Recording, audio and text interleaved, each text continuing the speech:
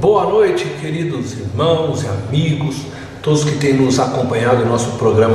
Hoje nós vamos falar de tentação, mais especificamente da tentação sofrida por Jesus no deserto. Nosso texto de hoje é Mateus, capítulo 4, do verso 1 ao 11. Diz o texto: Então Jesus foi levado pelo Espírito ao deserto, para ser tentado pelo diabo. Depois de jejuar 40 dias e 40 noites, teve fome. O tentador aproximou-se dele e disse: Se você é o Filho de Deus, mande que estas pedras se transformem em pães. Jesus respondeu: Está escrito, nem só de pão viverá o homem, mas de toda a palavra que procede da boca de Deus. Então o diabo o levou à cidade santa, colocou-o na parte mais alta do templo e lhe disse: Se você é o Filho de Deus, jogue-se daqui para baixo, pois está escrito, ele dará ordens a seus anjos a seu respeito, e com as mãos eles o segurarão, para que você não tropece em alguma pedra. Jesus lhe respondeu: Também está escrito, não ponha à prova o Senhor, o seu Deus. Depois o diabo levou a um monte muito alto e mostrou-lhe todos os reinos do mundo e o seu esplendor. E lhe disse: Tudo isto lhe darei, se você se prostrar e me adorar. Jesus lhe disse: Retire-se, Satanás, pois está escrito, adore o Senhor, o seu Deus, e só a ele preste culto. Então o diabo o deixou, e os anjos vieram e o serviram. Logo após o seu batismo, num momento de pleno enchimento do Espírito Santo e de confirmação da vontade e apreciação de Deus, Jesus vai para o deserto, levado pelo Espírito Santo. Muito significativo isso, não é? Vários personagens bíblicos passaram seu tempo no deserto. Alguns num deserto literal, físico, outros em um deserto espiritual. Moisés ficou 40 anos no deserto em preparação antes de assumir o seu ministério, onde viveu, casou. O povo de Deus, por desobediência e incredulidade, ficou também 40 anos rodando pelo deserto antes de tomar posse da terra prometida. Este tipo de deserto é triste, não é? É melhor passar por um deserto de quebrantamento, de treinamento, do que um deserto de disciplina. Davi, ele teve que fugir durante aproximadamente 17 anos antes de ser empossado rei de Israel. E este foi um período de deserto, de quebrantamento, não menos doloroso que o deserto da disciplina, mas creio que muito mais produtivo. Do deserto, estes homens saíram mais fortes, mais convictos da presença de Deus e do chamado deles em suas vidas. Nós agora vamos olhar para o nosso Senhor Jesus Cristo, Filho de Deus, que é levado pelo Espírito Santo para um período de consagração, de privação física, buscando assim estar mais conectado ainda e mais dependente de Deus. Nosso inimigo, ele odeia quando dependemos de Deus, quando nos conectamos inteiramente com Deus. Na dependência e numa conexão profunda com Deus, corremos muito menos riscos de falharmos no projeto de Deus que é confiado a nós. Se somos realmente submissos a Deus, certamente Deus nos conduzirá em seus projetos e tudo acontecerá sob o seu governo. Como o diabo, é por natureza insubmisso, a sua atuação em nossas vidas é nos levar à insubmissão, é fazer com que a gente queira fazer o projeto de Deus da nossa forma e não da forma que Deus deseja que seja realizada. O diabo muitas vezes quer até mesmo nos apressar nesta obra e não fazermos no tempo de Deus. Quando caímos nessas ciladas, corremos o risco de errar. 3 áreas básicas da vida de Jesus, como homem que que ele era, assim como eu e você, foram colocadas à prova. A primeira área é a área física. Em Mateus 4, no verso 3, nós lemos: se és o Filho de Deus, manda que estas pedras se transformem em pães. Jesus estava faminto, seu físico necessitava de respostas imediatas. Ele estava há 40 dias sem comer, mas ele ainda encontra força porque o seu espírito está forte, para dizer: nem só de pão viverá o homem, mas de toda a palavra que procede da boca de Deus.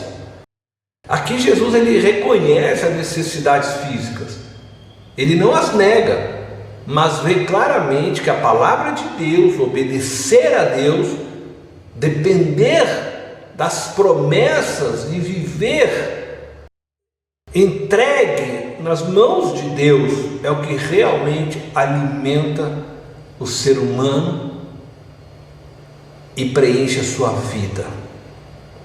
O que Jesus estava dizendo é: a vida pertence a Deus e eu confio a minha vida ao Pai. A segunda área que o diabo tenta Jesus é a área emocional. Em Mateus 4, versos 5 ao 7 diz assim: então o diabo o levou à cidade santa, colocou-o na parte mais alta do templo e lhe disse: se és o Filho de Deus, joga-te daqui para baixo, pois está escrito: ele dará ordens a seus anjos a seu respeito, e com as mãos eles o segurarão, para que você não tropece em alguma pedra. Novamente, Jesus demonstra o quanto ele tinha convicção da sua posição como Filho de Deus. Ele não precisava de grandes demonstrações públicas para ter certeza disso. A sua autoestima estava em ordem. Ele sabia quem era e sabia que missão tinha recebido. O diabo também.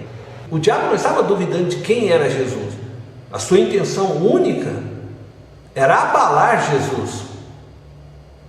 E muitas vezes acabamos duvidando de que Deus está no controle e pensamos que seria bom termos uma resposta drástica, um grande livramento para que nos sintamos amados por Deus.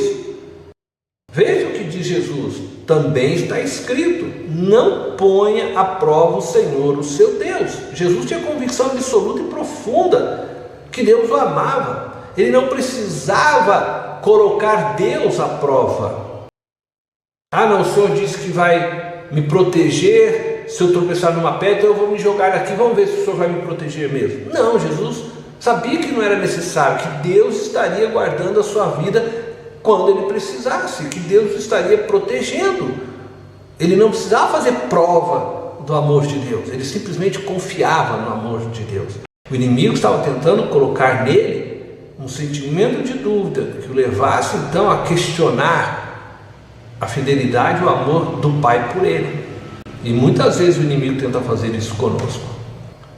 Mas Jesus tinha convicção absoluta do amor do Pai e tinha um profundo conhecimento da palavra de Deus. A nossa arma contra os ataques emocionais que o diabo tenta fazer a nós é a palavra de Deus. É tomar posse do que Deus já nos disse. E Deus te chama de filho, Deus te chama de filha, te adotou em Cristo Jesus, diz a palavra. Ele colocou o Espírito dele habitando em você, e este Espírito grita dentro de você: ah, papai. Não duvide deste amor. Ele entregou o Filho numa cruz por você, então não precisa de prova nenhuma. O amor dele está declarado, está mostrado, provado através de Cristo Jesus. A terceira área que o inimigo tenta Jesus é na área espiritual, na relação dele de serviço ao Pai. Em Mateus 4, do verso 8 ao 10 diz assim: depois o diabo levou a um monte muito alto e mostrou-lhe todos os reinos do mundo e o seu esplendor, e lhe disse: tudo isso te darei se te prostrares e me adorares. Nós temos as promessas de Deus, temos conhecimento do seu plano e muitas vezes somos tentados com planos grandiosos e imediatos. E precisamos cuidar, que muitas vezes esses planos grandiosos e imediatos podem ser também planos do inimigo. Eles estavam oferecendo coisas grandes para Jesus. Deus tem grandes planos para nós? Tem, já está revelado na palavra. Deus quer que a gente saia, pregue o evangelho, que anuncie. Os planos de Deus são para que o reino dele se estenda. Não são planos para que o nosso nome seja grande entre os homens, mas para que a gente tenha projetos nele que salvem vidas, que deixem as marcas do reino no coração de homens. Planos onde o nosso nome hoje se torna grandioso é perigoso. Cuidado, ore a Deus, busque saber se isso realmente é de Deus. Foi sugerido a Jesus que ele seria possuidor de um reino terreno, palpável, mas é um reino passageiro, efêmero. E Jesus sabe que não era isso que o Pai tinha para ele. As propostas que nós recebemos no dia a dia muitas vezes são assim, fúteis e vazias, são coisas passageiras, estão desprovidas de real valor. Suas conquistas não ecoam para a eternidade. Nisso está o segredo, para identificarmos o que é sonho de Deus e o que não é. Os sonhos de Deus, eles vão ecoar para a eternidade.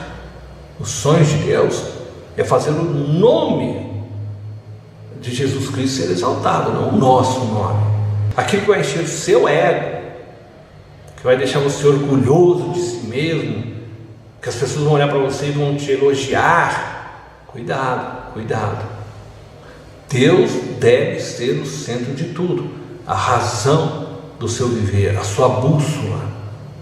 E dessa forma você terá força, subsídios, sabedoria para resistir a todas as tentações do inimigo, para fazer a escolha certa e prosseguir no projeto de Deus para a sua vida. Deus tem grandes coisas para você, mas as grandes coisas de Deus sempre estão relacionadas ao reino dele, onde o seu filho será exaltado, e o filho vai fazer para que o Pai seja glorificado e honrado, mas não a nós.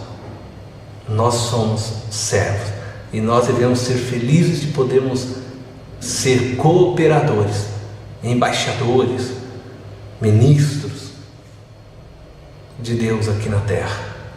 A adoração a Deus deve ser feita através de uma vida de rendição a Ele, de submissão a Ele. Após Jesus ter resistido nessas três áreas, então diz o texto que ele foi servido pelos anjos e recebeu um grande banquete.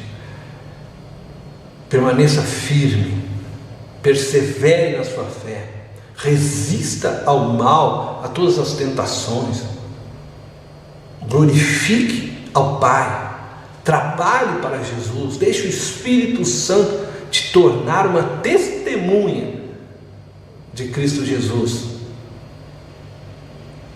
E chegará o dia que você vai receber um grande banquete da parte de Deus, um banquete celestial preparado para você.